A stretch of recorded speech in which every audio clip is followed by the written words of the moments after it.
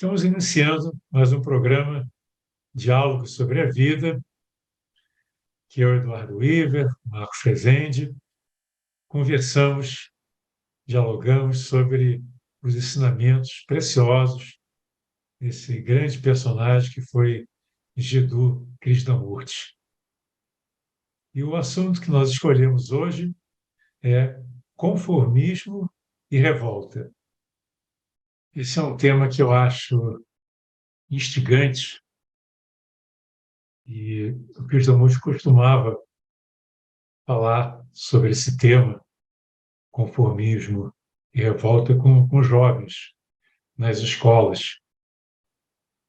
E ele dizia que uma das coisas mais importantes, e não só estudantes, mas todas as pessoas devem fazer, é olhar para dentro, conhecer a maneira como a nossa mente funciona. Nós temos falado muito sobre isso em outras reuniões, mas é um tema tão fundamental, porque daí deriva todo um autoconhecimento que vai permitir nós identificarmos o quanto nós somos condicionados, como nós falamos na reunião anterior, e a forma como a maior parte das pessoas é inconsciente dos limites que ela mesma criou em torno de si. O Krishnamurti ele faz uma comparação como se as pessoas vivessem numa prisão e elas se acomodam porque elas foram condicionadas, foram educadas para viverem dentro de Matrix, nós usamos essa terminologia mais moderna, né? Vivemos dentro de um mundo ilusório, num mundo em que as pessoas são enquadradas para pensarem, agirem e terem a sua vida dentro dos limites que são interessantes para os donos do poder. Então, todo o processo educacional, a educação política, a educação econômica que as pessoas vão adquirindo, né? Tanto na escola como na família, ou mesmo nas organizações religiosas, levam ao enquadramento, como se o enquadramento fosse necessário para o bem viver.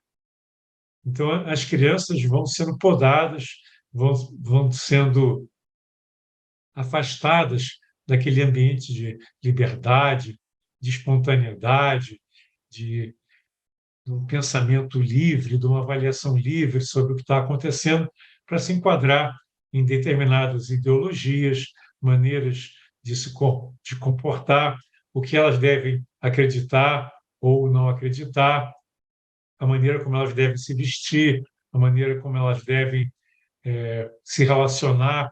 Enfim, existe todo um conjunto de condicionamentos que vão sendo introduzidos na cabeça dos jovens, das crianças, depois dos jovens. E esse é um processo que ocorre de uma forma tão sistemática que passa a ser naturalizado, como se enquadrar fosse parte do processo de ajuste para a pessoa poder viver numa sociedade.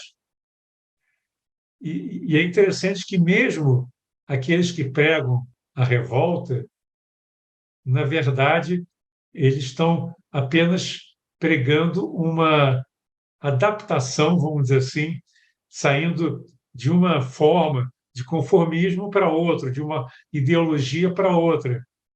Então, nós temos que ter muito cuidado, assim, observar a nossa mente, observar a maneira como nós nos relacionamos com a sociedade, com as outras pessoas, tentar entender as nossas aspirações, até que ponto são autênticas ou são induzidas pela família, pela sociedade, pela escola ou universidade, e identificar o quanto que nós fomos enquadrados. Esse enquadramento é uma coisa tão séria e tão dolorosa, porque o enquadramento tira a liberdade. O Krishnamurti ele comenta, inclusive, que a maioria dos chamados reformadores não estão interessados em libertar as pessoas. Eles apenas fazem com que a pessoa se comporte de maneira um pouquinho diferente, mas continue dentro da prisão, porque é conveniente manter as pessoas na prisão. Então, esse é um tema que exige muita reflexão, exige uma investigação profunda sobre nós mesmos e os nossos relacionamentos, para que nós possamos compreender se é possível nós vivermos diferentes, nós rompemos com esse enquadramento, com essa prisão em que as pessoas vivem. E aí, Marcos? Pois é, Edu, você sugeriu um tema bem difícil e bem sensível para o nosso encontro de hoje, né? Essa questão do conformismo, uma coisa é clara na obra do Krishnamurti, que ele não era conformista de forma nenhuma, né? É um cara que questiona tudo, sempre. Questiona. Autêntico revolucionário. Exatamente, exatamente. Mas ele também questiona o revolucionário externo, esse revolucionário que quer derrubar um regime para implantar outro, né? Que ele fala que ele substitui um padrão por outro e a mesma truculência, a mesma dominação, a mesma coisa pode ser de direita, de esquerda, do que for. Ele diz que esse tipo de revolucionário que quer derrubar o poder e tal, ele não é revolucionário, né? Que a verdadeira revolução ela é interna, é interior, que provavelmente tem a ver com romper com o conformismo, né? Porque o conformismo tem a ver com ajustamento, né? As pessoas, para serem aceitas, elas querem se adaptar ao modelo predominante, né? Para se sentirem pertencentes, para se sentirem acolhidas, elas têm essa tendência a querer imitar os padrões da moda, os padrões ideológicos, os padrões de pensamento, seja no nível familiar, social, profissional, enfim. E a tal revolta é uma coisa que a gente tem que olhar com muito cuidado, porque o revoltado, muitas vezes, ele cria um outro padrão que se opõe ao padrão contra o qual ele se revolta, né? E não é esse tipo de revolta que o Krishnamurti se refere, né? Porque esse tipo de revolta cria mais conflito no mundo, né? Na verdade, a revolta que eu acho que ele procura mostrar, que a gente tem que ter esse espírito de inconformismo, vamos dizer assim, é exatamente de não se ajustar a nenhum padrão por aceitação passiva, mas também não ser, como é que a gente diria, antagônico a tudo, né? Quer dizer, criar o padrão inverso, né? Então, essa revolta, ela está além do ego, além dessa coisa de querer substituir uma coisa por outra, entendeu?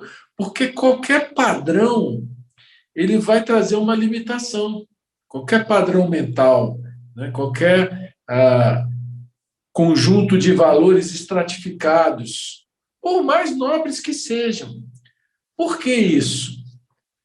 Porque a consciência, quando ela vai além dos limites do pensamento, quando a consciência é aberta a algo mais sutil do que o próprio pensamento, ela é criadora, ela é inteligente, ela está sempre descobrindo, ela está sempre transbordando, né, em afetividade, um espírito de união.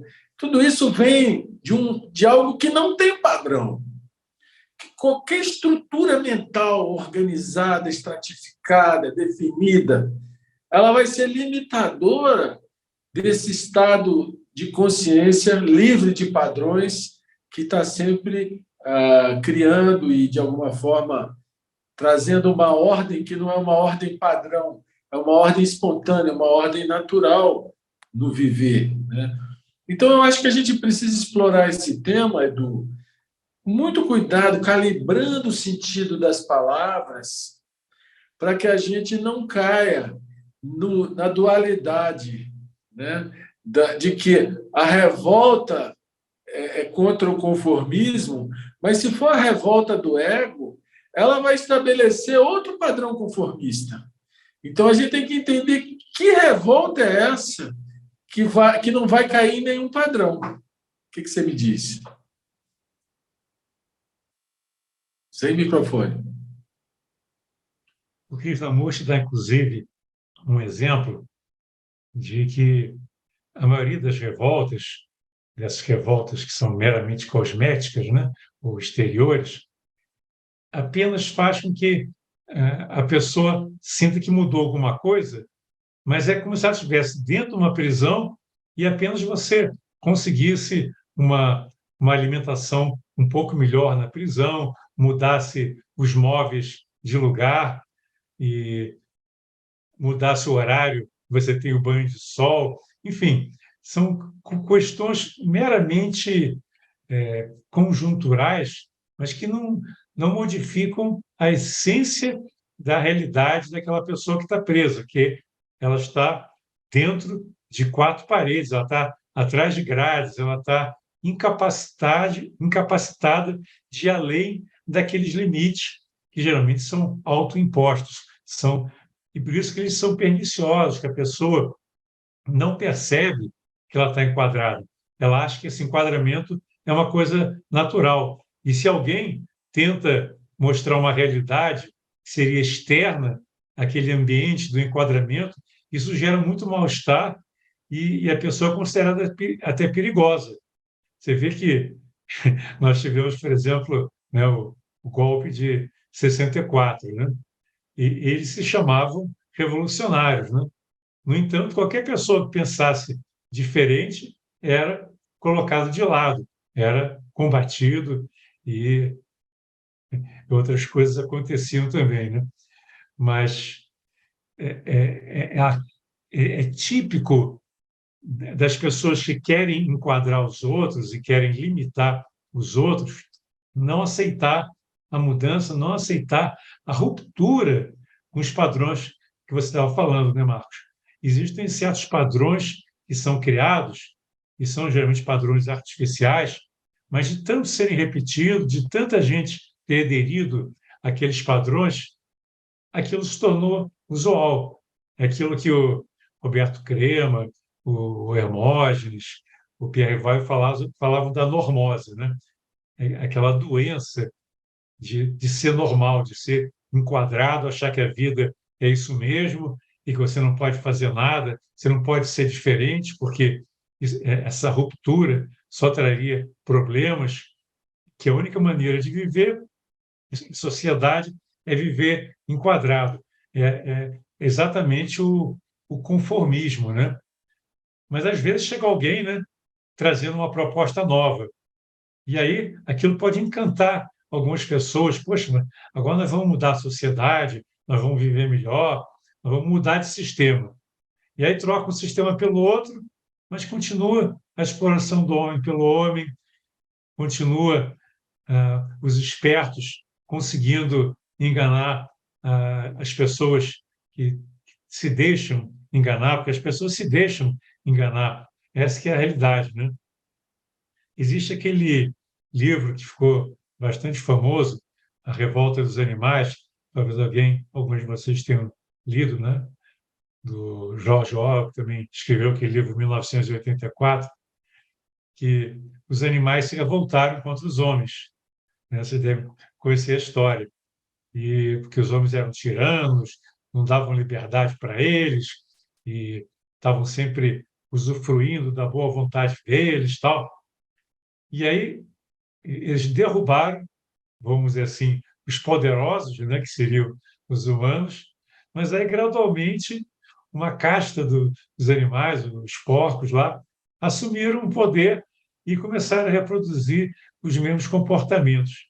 Então, o que a gente percebe é que a maioria das chamadas revoluções externas, elas incidem nos mesmos erros, porque as pessoas não mudam, as pessoas continuam com o tipo de comportamento mental, com o tipo de hábito e o tipo de visão de mundo que elas já tinham antes. Apenas mudou a configuração externa, mas interiormente elas continuam ambiciosas, egoístas, autocentradas, querendo levar vantagem, querendo enriquecer, enfim, todos aquelas defeitos, aquelas limitações que as pessoas, em geral, têm.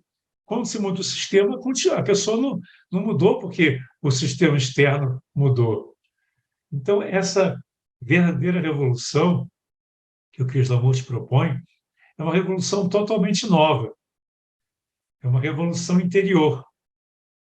E é interessante que o Dalai Lama também propõe uma revolução, e ele fala especialmente para os jovens, e ele chama de revolução da compaixão.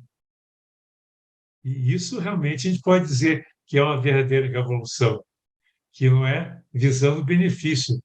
Quase todos que propõem uma revolução estão querendo se auto-beneficiar ou beneficiar um grupo de pessoas.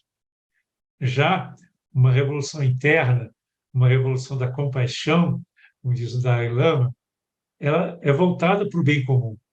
É uma transformação em que nós rompemos com essa casca, rompemos com toda uma estrutura viciada, condicionada de pensamento e passamos a olhar a vida com honestidade, observar com atenção, perceber a beleza, perceber o outro como sendo uma expressão do divino, assim como nós somos. E aí surge essa grande revolução, que é a única revolução que pode trazer paz, que pode trazer harmonia, compaixão e realmente um mundo mais justo, mais honesto, mais fraternal. E isso realmente é algo que exige um trabalho interior com muita energia, né? Com muita intensidade, não é, Marcos? Edu, parece engraçado a gente falar assim que essa revolução, essa revolta, é a única coisa que pode trazer paz, que pode trazer harmonia, né? Porque, poxa, são palavras que não combinam, né? Você fala revolução, revolta, você pensa aquelas ondas, aquela coisa fervilhante, né? Mas, na verdade, a gente tem que entender o sentido que ele procura dar. Porque, veja bem, primeira coisa, não tem nada a ver com o poder exterior. Nada. Tanto que o Krishnamurti chega a dizer: eu abomino todas as formas de poder. Ele já chegou a dizer isso. Eu abomino todas as formas de poder. Porque a humanidade é um grande rebanho e que os líderes políticos, econômicos, religiosos ficam disputando esse rebanho, né? E o conformismo é estar dentro do rebanho. E o Krishnamurti sempre diz que a solução dos problemas está no indivíduo e não nas massas, né? Ou seja, a responsabilidade é do indivíduo. Então, não tem nada a ver com revolução de poder, de tomada de poder, de derrubada de governo, né? Porque a gente está tentando explicar o sentido das palavras, porque são palavras que não podem ser recebidas com outro significado. Agora, o conformismo ou a mesmice é o que faz que a vida siga nesse padrão que a gente conhece, que é o que rege a vida atual e como o que regia a vida do passado, né? Então, qual é o padrão? O padrão é o egoísmo, viver para si mesmo e para os seus interesses, para o seu prazer, para a sua satisfação, para a sua paz, né? Esse é o padrão normal. Nós vivemos numa época em que o Deus é o dinheiro. O dinheiro é que é o objetivo maior de todo mundo, é essa luta desenfreada por mais, por consumir, por ter, por acumular. Isso é um padrão, né? Enquanto a pessoa não percebe que esse é um padrão ilusório, é um padrão que causa sofrimento para si mesmo e para os outros, enquanto você não tiver a coragem de ver que o dinheiro é um meio, não é um fim, ele é uma fonte de energia, assim como a energia elétrica é energia, a energia do sol é energia, o dinheiro é uma energia na vida social, né? Que tanto pode fazer coisas maravilhosas, quanto pode fazer coisas deploráveis. Então, é só um exemplo para mostrar que a gente tem que enxergar mais longe para poder romper o padrão da mesmice, que é a vida atrás do dinheiro, do prazer, da satisfação, do, de só querer aquilo que é conveniente para si e não ter um olhar compassivo, como você colocou, citando o Dalai Lama, né? A revolução da compaixão. Se o cara não conseguir enxergar com outros olhos, se ele não perceber a futilidade e a estreiteza que é o viver egoísta, não vai haver revolução da compaixão. Então, essa revolução é dentro da pessoa, é a revolução da percepção, é a revolução de romper com uma cultura que a gente recebe por osmose, esses padrões sociais, esses valores da sociedade, a gente recebe por osmose, e quando a gente vê, a gente está agindo igualzinho o rebanho, todos nós, em áreas as mais diversas, né? Vamos dar agora um pequeno intervalo. Fiquem conosco. Daqui a pouquinho nós estamos de volta.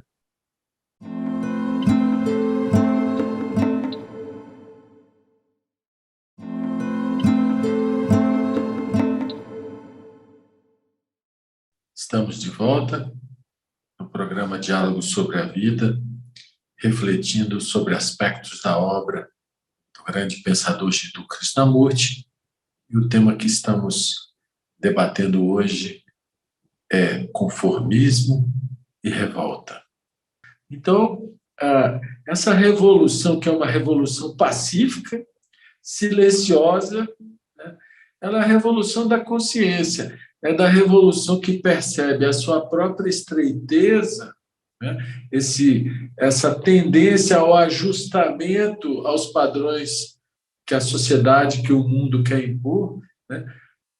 Para ser diferente, não como uma reação a esses padrões, mas para ser livre. Porque se for uma reação a eles, você já adotou outro padrão que se contrapõe a eles. Agora, na medida que você percebe e não entra nessa corrente, vamos dizer assim, nessa corrente de inconsciência, vamos dizer assim, você já é livre, né? E aí você não precisa ser esquerda para não ser direita, nem ser direita para não ser esquerda. Tudo isso são condicionamentos, são padrões, e as pessoas entram no ajustamento e no conformismo. E só essa revolução silenciosa, essa revolução interior, essa revolução do amor não como idealização ou como romantismo, emocionalismo, sentimentalismo, mas daquele estado que transborda, né? Transborda sem palavras, né? Isso é a própria revolução. Mas para isso acontecer, a gente tem que largar muita coisa que a gente fica segurando, né, Edu? Como é que é isso? Você ser um autêntico revolucionário, né? Um autêntico revoltoso, não é uma coisa simples, que é tão mais cômodo você aceitar os ditames, né, as regras sociais, as regras dos poderosos, né, e se comportar da maneira que se espera de você, acaba que você está contribuindo, se você não se revoltar, você está contribuindo para a perpetuação de uma situação de injustiça social, de uma situação de falta de cuidado com a natureza, tudo isso que a gente tem observado em praticamente todos os governos, que eles sempre beneficiam poucos, independente de ser governos socialistas, neoliberais, capitalistas, comunistas, todos acabam beneficiando os seus pares, as pessoas que pensam iguais, fazem parte da patota, mas a grande maioria acaba sendo explorada e excluída. E há sempre aquela repressão, que às vezes é evidente, mas às vezes é sutil, não é tão explícita, né? Tem muitos governos que pregam, não, nosso governo é democrático, mas se você pensar muito diferente, você acaba dançando. Então, existe, por exemplo, um regime democrático. Se você desertar do serviço militar, você é preso, por exemplo. Então, é uma liberdade, contanto que você faça tudo que se espera de você. É muito difícil, são poucas pessoas que estão dispostas a levar até as últimas consequências a sua disposição de seguir a sua consciência, de ser ela mesma, de não seguir os outros só porque os outros são poderosos, porque são perigosos e nós podemos sofrer na mão deles, porque são pessoas convincentes, são pessoas que têm a capacidade de se articular para obrigar que todos sigam na mesma padronagem, vamos dizer assim, né? No mesmo formato de viver. A pessoa que decide ser diferente para poder ser amorosa, para poder ser compassiva, poder ser justa e seguir a sua consciência, ela tem que estar preparada para sofrer as consequências. E nem sempre é fácil, né? Você vê quantos verdadeiros revolucionários sofreram com isso. Você vê, Annie Besant foi presa, Gandhi foi preso várias vezes, Mandela ficou preso 40 anos na prisão. Né? Por quê? Porque eles não se enquadraram, eles não aceitaram aquelas imposições, a forma de governar, a economia e a forma de viver que o sistema vigente obrigava, propunha e até exigia deles. Então, nós temos que estar preparados, vamos dizer assim, ter muita energia para dizer: eu vou seguir apenas a minha consciência, eu vou fazer apenas aquilo que o meu coração mandar, não importa o que possa acontecer comigo, né? o que eu venha a sofrer por causa disso. Nós estamos falando da prisão, né? Tem muitas pessoas que estão fora de uma prisão física, mas estão aprisionados em termos de consciência. Ao contrário, existem pessoas cuja mente não se deixa aprisionar, não se deixa embotar, não se deixa enquadrar, que muitas vezes acabam na prisão, como esses exemplos que eu citei, do Mandela, do Gandhi, etc. Por quê? Eles chegaram a ser presos, mas ninguém pode prender a consciência de ninguém. Ninguém pode impor a ninguém que pense de uma determinada maneira. Alguns chegaram a ser queimados, porque não renegaram as suas consciências, né?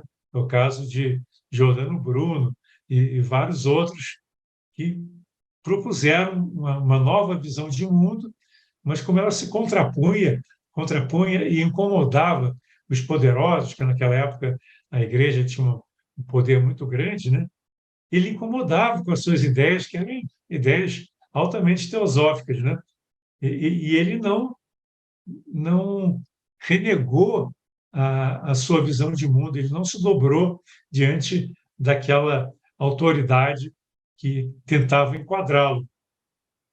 Alguns não conseguiram manter tão firmes. Por exemplo, Galileu tinha ideias revolucionárias, né? Ele propôs uma nova ordem para o cosmos. Só que a igreja chegou para ele e deu uma dura e fez com que ele, ou você se enquadra ou então você vai dançar. E ele teve que se enquadrar. Depois a igreja se arrependeu, tal, e declarou que tinha se enganado.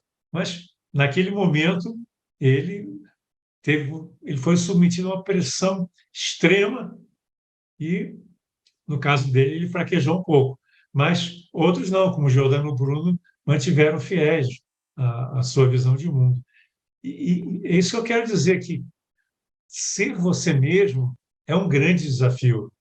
Você não se deixar manipular, não comprar as ideias dos outros porque é conveniente, porque vai te trazer vantagem, vai te trazer até cargos, uma conta bancária mais poupuda, né? Quantas pessoas se dobram à corrupção porque vão ganhar dinheiro, vão ganhar poder e vão ser bem vistos, né? Enquanto não descobrirem, pelo menos, o que eles fizeram. Mas essa maneira de viver, se enquadrando, se sujeitando e vivendo de uma forma artificial, egoísta e não natural, é algo terrível, né? Nós podemos dizer que todos os conflitos, guerras, destruição da natureza, essas grandes crises que nós presenciamos são derivadas do egoísmo, da falta de visão, da incapacidade do ser humano de olhar e ver qual é a sua função nessa grande teia da vida. E acaba se enquadrando a um regime, a uma forma de ver distorcida, vendendo a sua alma, de certa maneira, para aqueles que pagam, às vezes, muito bem pela sua alma. Não é, Marcos? Pois é, Edu, você citou aí alguns exemplos. Você citou Gandhi, Mandela, Giordano Bruno, Galileu, né? A gente Bem, podia Beto. citar o Sócrates também, né? Sócrates. É, Aí, olha só, se a gente olhar Mandela e Gandhi, tinha uma luta política, né? Uma luta de poder. Gandhi para a libertação da Índia e o Mandela lutava contra o apartheid e acabou chegando a ser presidente, tentou promover uma não reação contra os bancos, e sim uma união do país e tal e tal. Agora, se você for aos tempos anteriores, na verdade, naquela época se discutia quem que mandava, se era o rei ou se era o papa, né? Havia toda aquela disputa. Só que o rei era local, o papa era um só, né? Quer dizer, o papa era um poder muito centralizado. E o poder da igreja se fazia através da doutrinação. Quem fosse contra aquela doutrina era um herege, né? E aí é que você vê os episódios históricos do Galileu, que se submeteu para não ser queimado, e do Giordano Bruno, que foi queimado. E é interessante que tantos foram aqueles que se submeteram, e aqui não era uma revolução de poder no sentido de tomar o poder, né? Eles não estavam disputando poder, eles estavam querendo romper com aquela opressão ideológica, vamos dizer assim, né? Que o Giordano Bruno, quando ele não renegou até o final, a própria igreja, depois de ter executado ele, tentou passar ele como um louco, porque ele não renegou, né? E o fato dele não ter renegado, dele ter dado a própria vida por aquilo que era as verdades que ele enxergava, né? Aquilo rompeu aquela estrutura de poder. Aquilo foi assim um ato que aquela estrutura que vinha há séculos, a partir dali ela começou a ruir, né? E o sujeito precisou dar a vida para romper com aquilo, né? Então, são exemplos assim dramáticos da evolução da humanidade. Agora, na fase que nós estamos no século XXI, em que o Deus é o dinheiro, é o consumismo, né? É o levar vantagem, é o prazer a qualquer preço, né? O romper agora, porque todas as ideologias estão aí na arena, as disputas políticas já envolvem as ideologias. O romper agora é de outra índole. O romper agora é romper com essa cultura, romper com essa coisa, essa tendência egocêntrica que marca nitidamente o ser humano do século XXI. E aí, a única revolução possível, a única, é a revolução da compaixão, porque ela não é teórica, ela não é explicativa, ela não é doutrinária, porque pregar o amor não é a mesma coisa que amar, né? E para você amar de verdade, não adianta você falar de amor, porque falar de amor qualquer um fala. O que você precisa é perceber essas estruturas de dominação, de querer manipular a vida do outro, de querer controlar o outro, de querer se autoafirmar, de querer que a sua posição prevaleça, né? Tudo isso são manifestações egóicas, egocêntricas, que não condizem com a energia pura do amor. Então, a revolução do amor, que é uma revolução interior, ela demanda um romper a casca do egoísmo, romper esse centro de consciência voltado para nós mesmos. E ele é muito forte, Edu. Ele é muito forte em todos nós. A gente vem aqui, eu e você, a gente fala bonito, né? Mas, cara, romper isso no dia a dia, na hora que a gente está sendo desafiado, na hora que a gente está sendo colocado a escanteio, na hora que pisam no nosso calo, cara, é muito desafio, e demanda muita percepção, muito cuidado, muita atenção, e um certo largar, soltar, confiar na vida. Aí, quando você menos espera, vem aqueles momentos de amor, que são momentos de uma compaixão serena, que não precisa estar vinculada a um objeto X, Y, Z, né? É um estado de espírito, né? Então, essa revolução, ela vem pelo demolir certas estruturas estratificadas no nosso modo de pensar, nas nossas verdades, nas nossas certezas, para que a gente possa permitir que algo que não é construído pelo pensamento possa dar o tom das nossas atitudes, possa dar o colorido da nossa vida, possa dar aquela harmonia que todo mundo quer, mas que nunca acha, porque vive de acordo com os padrões mentais. Enquanto esses padrões mentais não forem percebidos e afrouxados, né, relegados, para que uma energia nova venha trazer novas ideias, novas construções, novas atitudes, a gente vai falar, falar, falar e não vai achar. O que você diz, Edu? Você falou em romper com essa cultura que é tão manipuladora e opressiva, discriminatória e tudo mais, né? E eu lembro uma fase que eu vivenciei, muitos de nós vivenciou, pelo menos os mais velhos, né? A época da contracultura, né? Isso aí foi no final dos anos 60, início dos anos 70.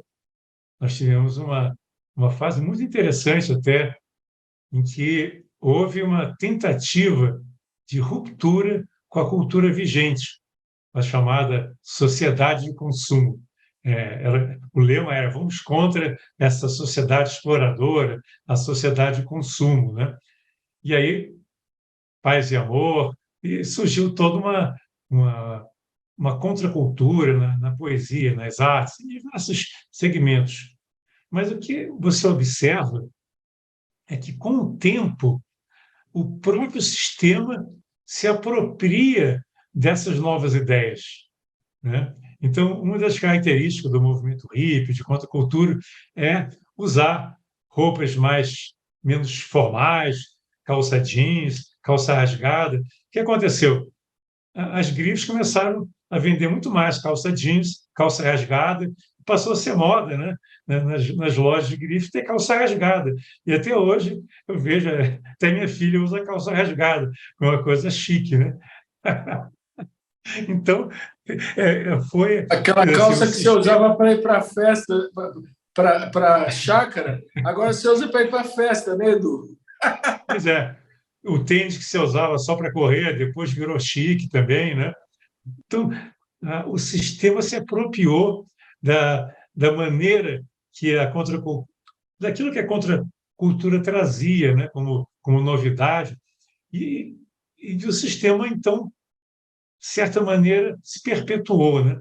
Então, a dificuldade que nós temos, como você falou, Marcos, é que sempre que a mudança é exterior, a mudança de hábito, de maneira de vestir, de ideologia, mesmo que sejam ideologias mais saudáveis, porque o combate ao consumismo é uma coisa muito boa, né? Você ter uma aceitação maior das pessoas, independente de elas serem ricas ou pobres, tudo isso é muito louvável. Mas se não houver aquela transformação interior profunda, em que você passa a ver o outro como uma extensão de si mesmo, você passa a olhar para si mesmo, para se autoconhecer. Se isso não acontecer, qualquer mudança exterior vai ter curta duração, porque o sistema vai se apropriar e vai dar continuidade ao enquadramento, né?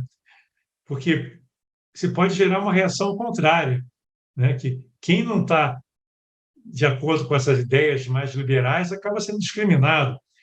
Naquela época, se uma pessoa chegasse numa festa de gravatinha, tudo, ele era ridicularizado. Ele não estava sendo moderno, não estava sendo descolado como os outros, né? Então, continuou a haver a discriminação, o isolamento das pessoas que não estavam dentro do mesmo formato, vamos dizer assim, né? Então, Krishnamurti ele fala uma coisa que é muito importante. Nós temos que olhar para nós mesmos.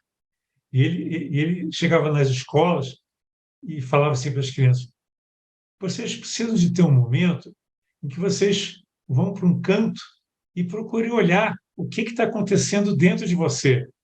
Se na sua casa, quando a escola estiver muito barulhento, estiver muito agitado, procura um canto em que você possa sentar embaixo de uma árvore ou em qualquer lugar que você possa ficar tranquilo e comece a olhar para dentro de você as suas emoções, os seus pensamentos, as suas opiniões, o que você fez. Isso traz um aprendizado precioso. E ele fala uma coisa muito interessante no artigo que eu li hoje dele. Ele diz o seguinte: se você usar o seu tempo para fazer uma observação de você mesmo, você vai encontrar coisas interessantíssimas, muito mais interessantes que você poderia encontrar na televisão, no cinema ou em qualquer forma de entretenimento. Por quê? Porque dentro de você está o mundo inteiro. Olha que afirmação bonita, né? Dentro de você, com você o mundo, na hora que você olha para você e entende as suas maneiras de ser, como você pensa, como você sente, as suas predileções, as suas atitudes. Você está não só se conhecendo, mas conhecendo o mundo, que o mundo está dentro de você. Você é o mundo. Então, olha que riqueza imensa que nós temos, né? Quer dizer, que perspectiva fantástica de aprendizado que existe quando você olha para dentro. É um olhar que nunca vai gerar o enfado, vai gerar uma situação que você diz, não está acontecendo nada, sempre está acontecendo alguma coisa dentro de você.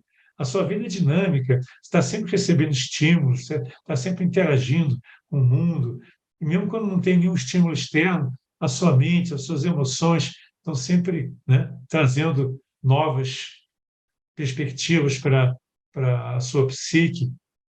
Então, isso é de uma riqueza fabulosa se nós tivermos a disposição de olhar e aprender. Chegamos ao final do nosso programa. Vocês poderão acompanhar outros programas dessa série através do canal do YouTube da TV Supre e também do canal da Sociedade Teosófica no Brasil. Até o próximo.